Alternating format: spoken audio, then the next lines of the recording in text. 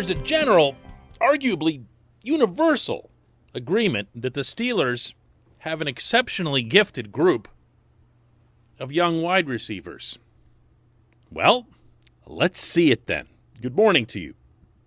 Good Thursday morning. I'm Dan Kovacevic of DK Pittsburgh Sports. This is Daily Shot of Steelers. Comes your way bright and early every weekday morning. If you're into hockey and or baseball, I also offer up daily shots of Penguins and Pirates right where you found this. Day 2 of minicamp is in the books for the football team at Heinz Field. And there isn't a whole lot, as I keep saying on this show, that you can call from these things. And even what you can, if you're a reporter there, you have to follow NFL practice reporting guidelines, and there isn't a whole lot that you can share. But I'm quite comfortable letting you know that, and this is big news, the receivers have some talent. They're pretty good at catching footballs. They're pretty good at adjusting under a ball that's over their heads on a deep pass. They're really good on the quick slant stuff. And they've definitely got the legs to be able to make some extra yardage out of shorter passes. You know what they're not good at? I know, right? Receiving. Catching the ball. And if that seems unduly harsh, well, let's put that into some numerical perspective here. From 2018 to 2019, Ben Roethlisberger had 26 of his passes dropped. Now, bear in mind that he obviously played very little in 2019, but that's the total number of drops of his passes. In 2020, Ben had 41 passes dropped, more than any team in the National Football League. We all talk about the Steelers ranking dead last in rushing, but they also ranked dead last in this. And that's a heck of a thing. Because unlike the running back position, where I think, without being mean here, we all saw James Conner for being what he was eventually. Brittle, largely unproductive, unable to do much of anything to the outside, and yet curiously attached to running to the outside. But that was addressed. That was addressed emphatically by drafting Najee Harris and, ideally, optimally, having an upgraded, more physical offensive line. That really remains to be seen. Actually, everything in there does, but at least attempts were made. With the wide receivers, nothing's changing. Nothing's changing. It's the same group. And I'm going to break down the individual numbers for this same group. Drop rates among the Steelers last year. Deontay Johnson's 15 drops were number 1 in the NFL, and I don't say that in a good way.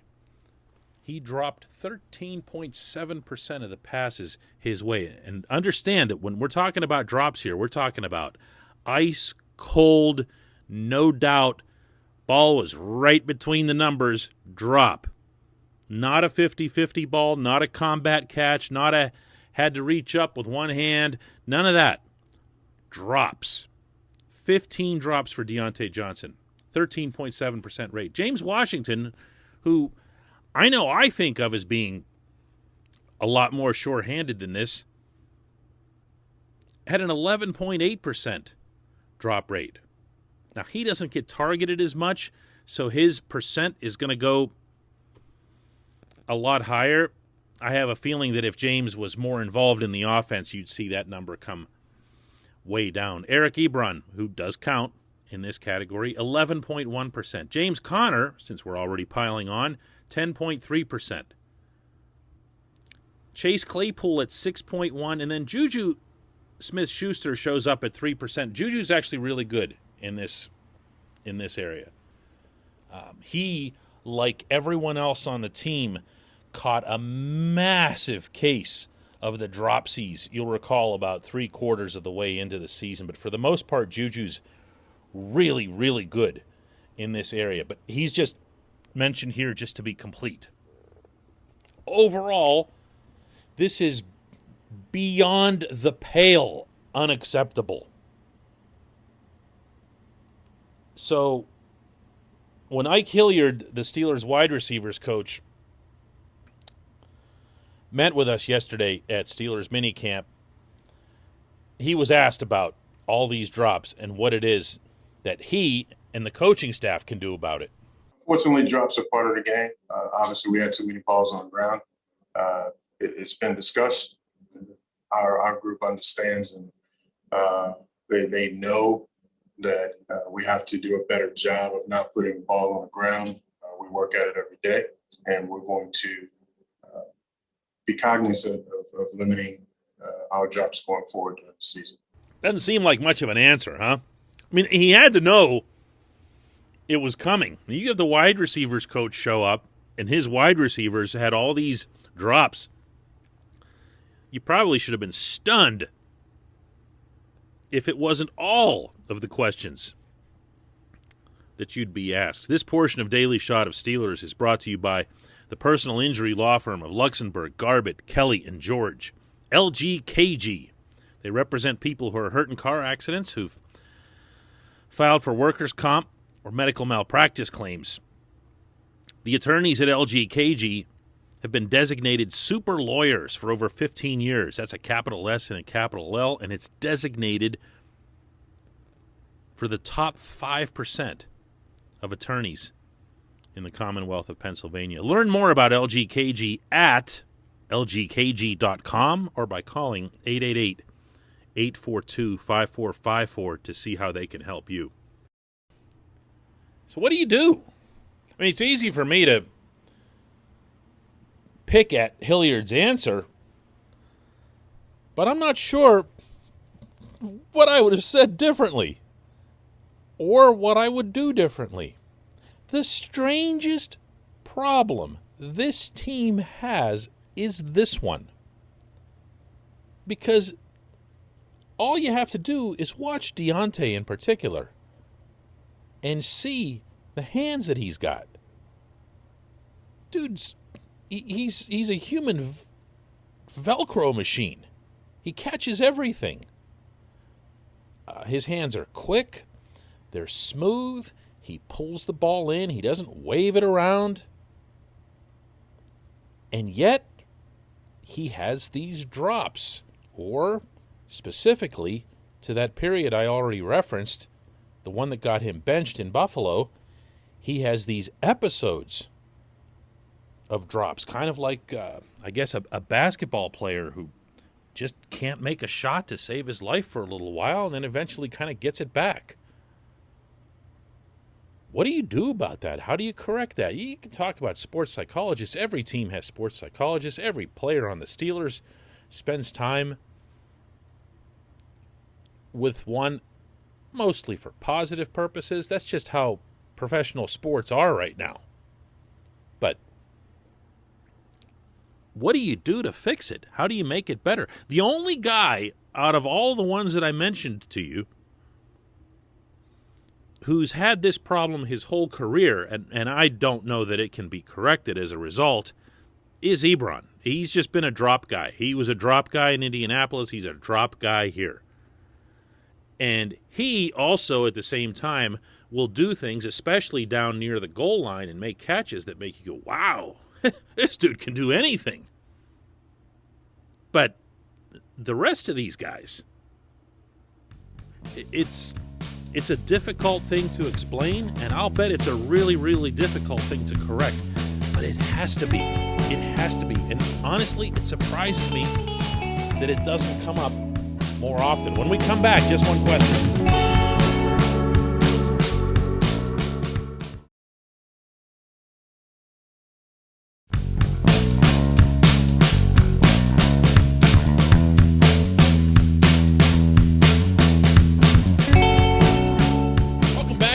just one question in today's comes from Greg Tony, who asks, how long has it been since the Steelers have been this thin in so many areas? They look good starter-wise, but man, they're one injury away in so many areas of being below average in proven personnel. Yes, agreed. And on every single count, there's depth at, let's see here. I mean, you can say there's depth at quarterback. Mason Rudolph's an NFL quarterback. There's 2 tight ends, one of them being a rookie who's yet to take a single snap in the NFL. Thinking here, depth. B.J. Finney's nice depth at either center or left guard. On defense, what are we looking at here? Yeah, well, linebackers, safety, corners. Yeah, I got nothing, man. I got nothing. But this is what happens when an NFL team in a cap league puts together enough legit star-level talent, and they have to be compensated as such, that even when you lose a couple of guys, notably Bud Dupree,